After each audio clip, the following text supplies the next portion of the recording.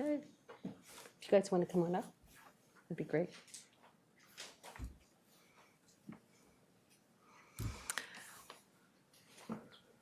Our organizations start right on time, so we'll be starting right at 4 o'clock, and our chairman runs those meetings just like that, so.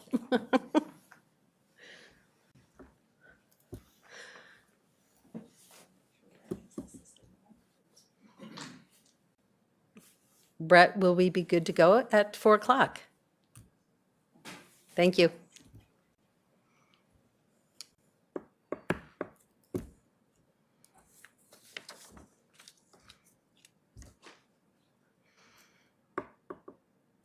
We just took these pictures, so.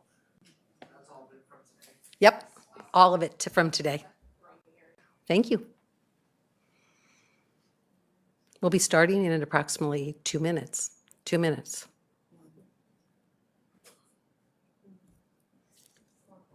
4 o'clock? Okay, thank you. Good afternoon. I'm Lisa Olson, member of OPPD's Senior Management Team and Vice President of Public Affairs. Thank you for joining us for today. I know it's been a busy 12 hours at least. We're so grateful for the support and partnership today in helping us to share with our customers our progress as we continue to restore power from the hurricane force winds we experienced early this morning. Hurricane winds of 90 miles per hour. That's historic for us. We'll be sharing a brief update today on the status of our restoration efforts, our approach to restoration, and our commitment to keeping our customers and our community powered. Let me begin with the safety briefing. At OPPD, we are a safety organization. Given today's events, I'd like to remind everybody in this room as well as out in the public and online of the top concerns at the moment. If you see a down wire, please do not approach it, even if it appears to be de-energized or is on the ground. Assume it is always energized. Let me repeat that. Assume it's always energized. You can report down wires on OPPD.com via our app or at 1-800-554-6773. Today's event is being live streamed and recorded for the public as well as for the media. A link to this event is available at OPPD.com. Please note that we have invited the media to attend this conference in person, and thank you so much. I know it's been an extremely exhausting day for you all as well. So thank you for all the coverage that you've done and making it personal for everybody. We do a safety briefing as our Chair Bogner and our CEO and President Fernandez will be doing, is that we have a safety briefing in this room. There are several exits in the room, 2 doors in the back of the auditorium, or the 2 doors in the front of the auditorium are exits as well. We would exit on the 16th Street side of the building. When using the stairs, please remember to use a 3-point touch. 2 feet on the ground and 1 hand on the railing. That's very important. There are also fire extinguishers near the doors in conference room A, which is right outside, and Mr. Clark will be kind enough to help us with that. If you have a medical condition, please write it down or let the people know next to you know. And for you at home, please make sure there's a member of your family or friends, neighbors to let them know if you have a medical condition as well. The AED and first aid kit are on the brick wall in the right of the cafeteria entrance, one on top of each other. Is there anyone in this room that is AED or CPR certified or trained?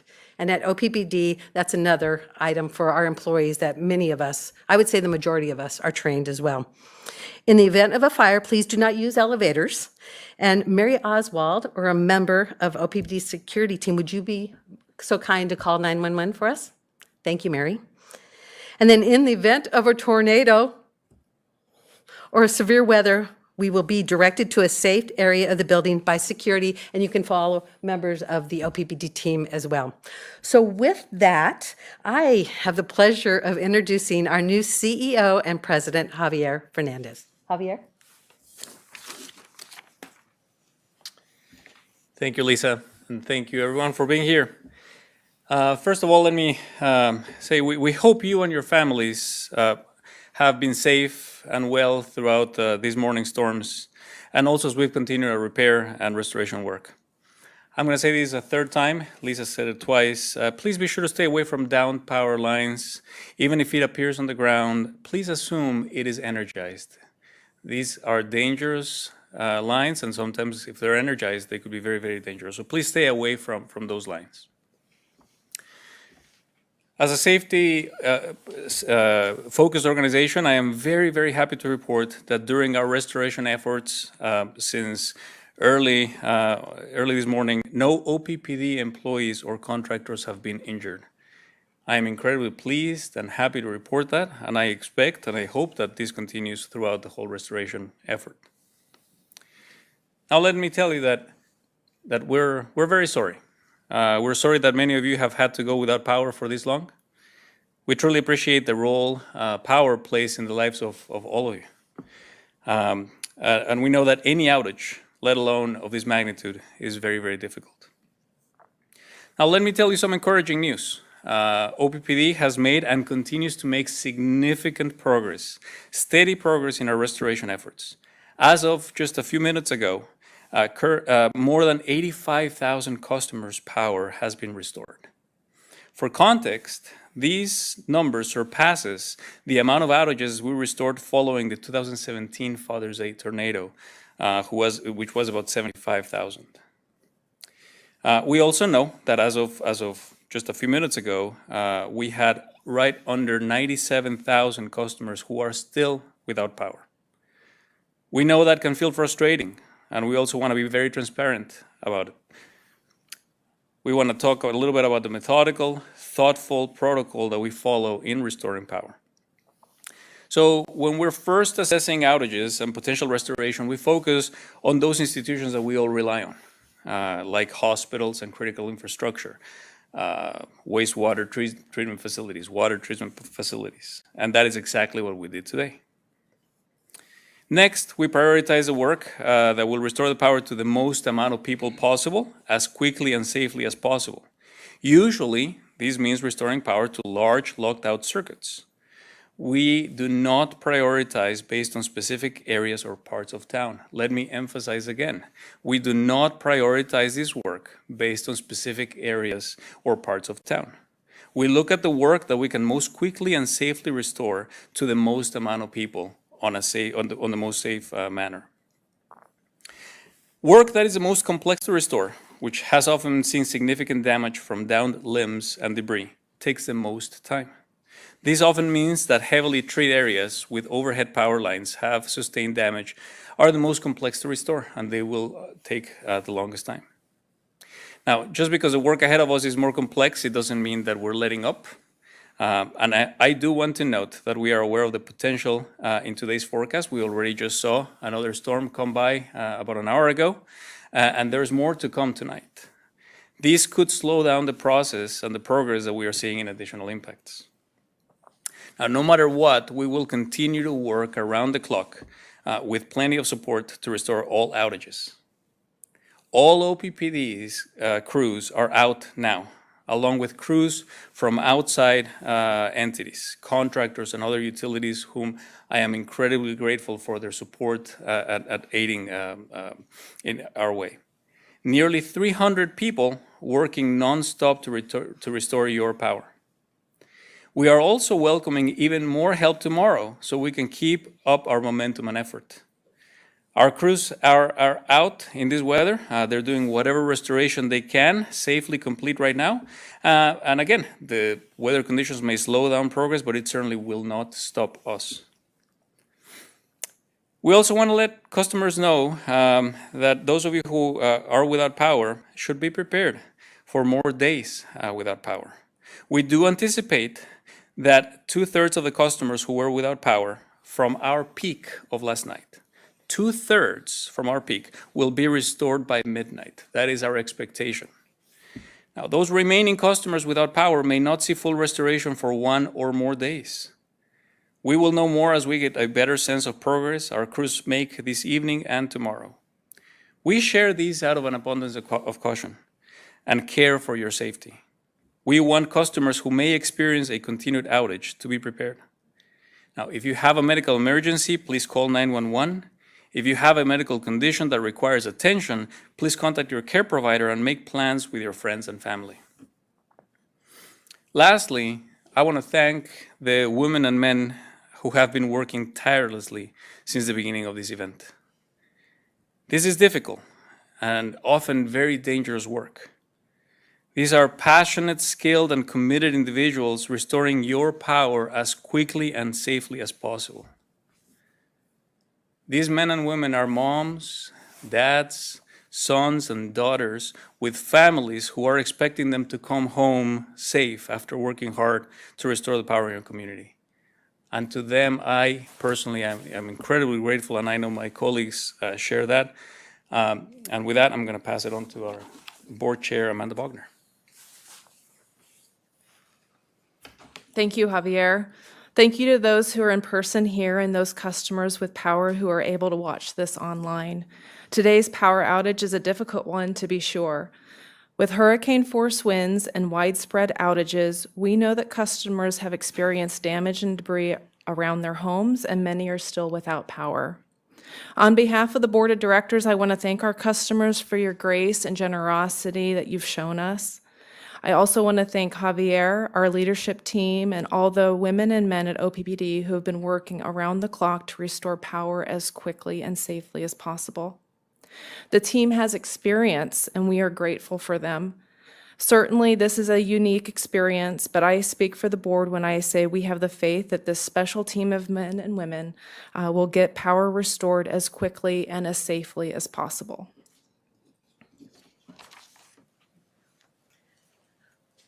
I'd also like to take this opportunity we have a few guests here, the special guest here. We have Tom Warren, who's the Omaha's Chief of Staff. We appreciate you coming by. Bob Stubbe, Public Works Director, and he's going to be saying a few words before we open it up for question and answers. And then Carrie Murphy, thank you so much for coming, Carrie. She's the Deputy Chief of Staff and Communications Director. So with that, Mr. Stubbe. Thank you. So Public Works has definitely been busy today and on a few things. One is traffic signals. Obviously, if the power is not on, they're going to be dark. Once power gets restored, they'll go into a flash mode, and then we'll have to have staff go out and reset those signals. The other thing is that there's a lot of streets that are blocked. I think we've gotten over 200 calls related to that. A lot of that potentially could be duplicate calls, but we've had staff out clearing those.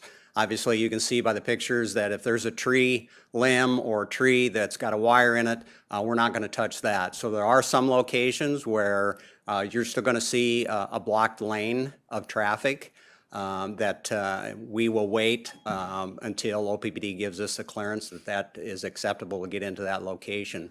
We coordinate very well with OPPD, not only from the standpoint of lines that are de-energized, but also when the power comes back on so they can notify us so that we can respond to those signals.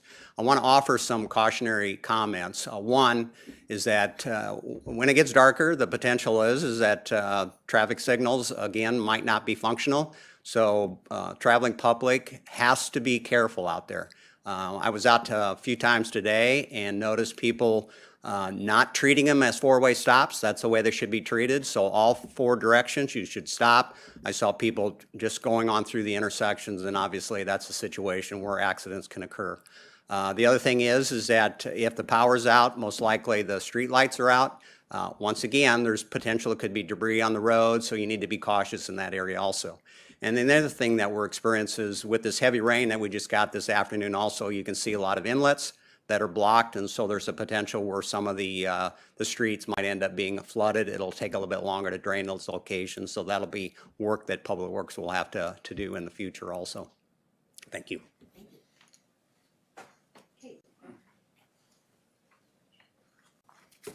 Hello, thanks everyone, and thank you, Director Bogner and CEO Fernandez and Mr. Stubbe. I'm Kate Thomas. I'm the Director of Corporate Marketing and Communications, and I see we do have media present today. Thank you so much for continuing to share the progress that we're making and the thoughtful approach that we're taking. We do have time for just a few minutes, and I'll help facilitate that with our team here. I will ask just a couple of things. So one, if you can raise your hand one outlet at a time. We'll take one question per outlet just to make sure that we can rotate and to make sure that we're not being duplicative in any questions. So we'll take just a few moments and go ahead and allow for any questions there may be. Yes, go ahead. I see Channel 7. How does this compare to other events that you've seen in the past? Sure. The question is, how does this compare to other events that we've seen in the past? And CEO Fernandez, I know that you spoke about the 2017 tornado that we want to talk about. I don't know if you'd also like to kind of reference any of our other past events and any thoughts there. This is large. It is very large. It is one of the largest events that we've had in our history. And of course, right now we're very focused on restoring all the power, and we will get all the statistics and eventually compare these events with others. What I can tell you is not only we're measuring these by the number of customers that have been out, but also the nature of what caused those outages.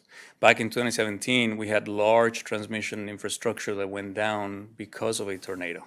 So we knew that the restoration was very focused on on that infrastructure. This event is different, not only in that it left us with more customers out, but the damage is widespread across the service territory. And it's not just a single set of large infrastructure that we have to repair, but it's all sizes in all parts of the territory. So that is why it's going to take us a little longer. And not always will the infrastructure we need to repair is the one that you see on the street. That one is a relatively easy one to see. It's poles and it's wires that are behind homes, that are in alleyways, those that are harder to get access to.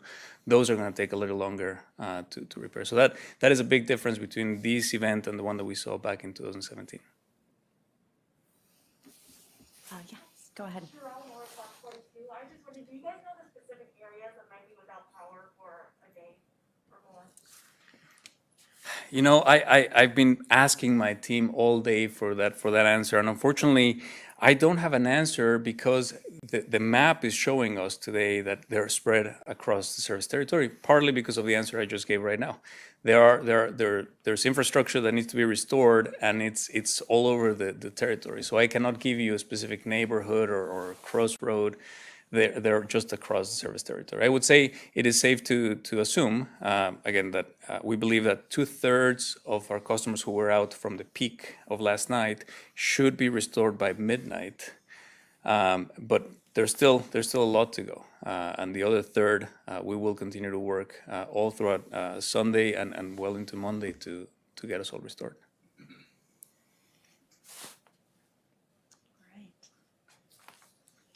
Okay, any other questions? And what I'd also like to add, Javier, just to, your comments too, are that we're, continually updating several outlets. So OPPD.com, our storm and outage site. And as our teams and our crews and those mutual aid utilities that are helping us out understand what the damage looks like and are restoring things, we'll have an even clearer picture of what further restoration efforts will look like. So that becomes clearer as we get out there and complete the work. Yes, go ahead. Talk about some of the challenges that facing an event so widespread brings. Sure, go ahead. Many challenges. Facing an event so widespread means getting as much help as we can as early as we can. Not knowing exactly the condition of the damage require us to bring help from outside of the organization, from other utilities in Nebraska, and even outside of the state as soon as possible. And those efforts earlier on, and we started with those efforts early this morning, are paying off really well. Because the more time that passes, the better understanding we have of the amount of work that we have going on. And so having those crews already here helping us and having more of those crews coming in tomorrow morning will help significantly. Many other challenges. I talked about our communication with critical infrastructure. Very early on in the outages, we had to get a hold of a hospital and medical care facilities, public works, wastewater, and the like. And so those are challenges, because as we are restoring power, we want to make sure that we're restoring power to those most critical, essential functions, so that our customer owners who also use those other services experience the least amount of disruption. But yeah, it has been a gigantic effort, coordinating across the service territory, rural and urban alike. But I am very, very proud of the OPPD workforce. We have been training for this moment, and we are performing exceptionally well. Would you like to comment from the city standpoint there? Thank you. Yeah, we've also obviously have experienced major issues in the past. 2017, the tornado that Javier was talking about, that was a tornado that did a lot of damage down at our Papillion Creek wastewater recovery facility. So, and we've had other storms like this that have impacted the area. And there's a significant amount of effort that's taken place. I think one of the things I want to mention with regard to what the city's doing, the Parks Department is actively, I think they've opened up 6 sites, so citizens have the ability to take materials to those 6 locations, kind of spread around through the metro area. They should be open until dusk, and then open up in the morning again tomorrow. And I think that's supposed to run until Wednesday, if I'm not mistaken. So we encourage people to take the materials there and drop them off, and we'll get them processed after the site's closed. All right, and did I see one more question here, Channel 6? Did I hear correctly that you're pretty new to this position, right? This is about 10 days for you.